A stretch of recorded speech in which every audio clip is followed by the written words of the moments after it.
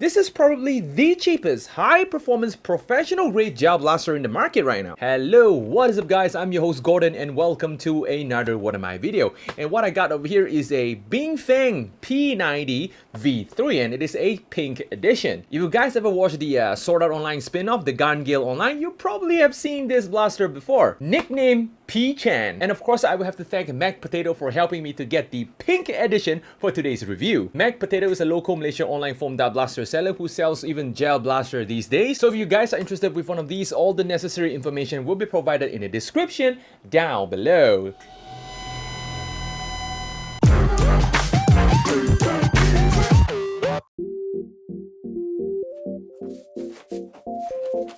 In the box, we got the blaster itself, a muzzle flash, and a fake reflex sight. To install the muzzle flash, just friction fit it to the blaster just like so. The battery compartment is located at the bottom of the grip. Push up the cover, pull out the wire, connect the battery, put the battery in, close the cover. To put in the gels, you will have to pull down the spring and push it to the side to hold the spring just like so. Pour the gels into the hole, and then slowly release the spring. Put in the magazine. And this is how the blaster looks like with everything installed.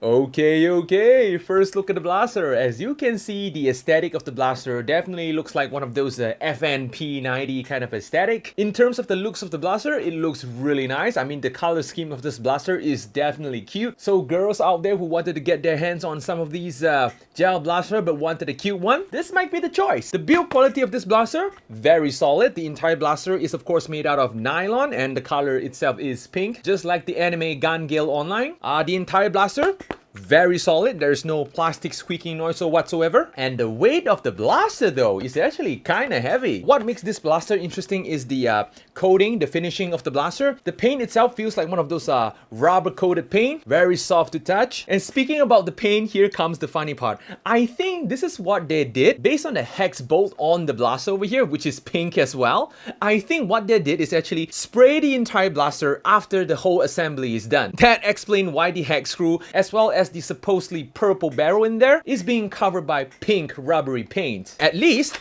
they painted this charging handle separately, and the buttstock of the blaster is rubber padded, and the rubber is pink as well. You know, shouldering the buttstock, very compact, very comfortable. The surface area of the buttstock is just perfect. In the same time, the blaster also comes with one of these fake reflex sight over here, but sadly the blaster does not come with an included battery. You have to use your very own battery. The grip of the blaster is very unique because this is a P90. You know, you hold the grip over here like you can hold it single-handedly just like so, or you can hold it like two-handed just like so, and it feels really compact and comfortable to hold it this way, even though it looks really tight. But trust me, it is very comfortable. As you can see, both left and right hand side there is a charging handle over here, but that is just for show. It does not comes with mag prime. In fact, this blaster comes with a what I call this a physical mag prime instead of an electrical mag prime. It actually utilized the spring over here as a mag prime mechanism, which actually pushes the gel towards the feeding hole over here, which in theory it will feed the blaster just like any mag prime blaster, but without the priming mechanism. Oh yeah, speaking about the magazine is pink as well. Very nice. But just in case if you guys really wanted an electric powered mag prime, you can do so and make your very own electric mag prime by utilizing the priming handle. But some advanced modding and soldering skill is required, and the magazine release button is not ambidextrous. It only works by pressing the right hand side of the button and you can remove the magazine. Like, there is nothing happen if you try to press the left hand side of the mag release button. The Picatinny situation of this blaster, there is a roll of Picatinny roll on top of the blaster for your scope of choice. There is a tiny Picatinny roll at both sides of the blaster just in case you want to put in like a flashlight or something like that. It is doable. We got a sling mounting point at the back of the blaster as well as another sling mounting point at the front. In terms of firing mode, the blaster only comes with both safety and full auto.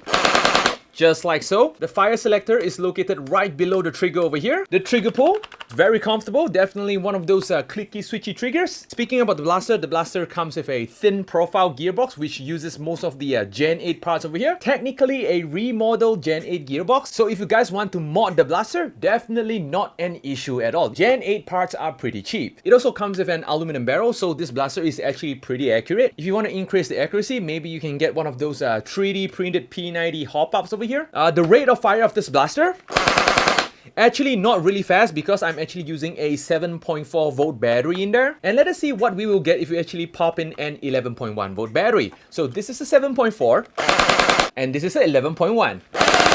Holy moly, now that is the firing rate of an SMG. So yep, I guess that's all of the quirks and features of this blaster. So without further ado, let us go test the the P90 out.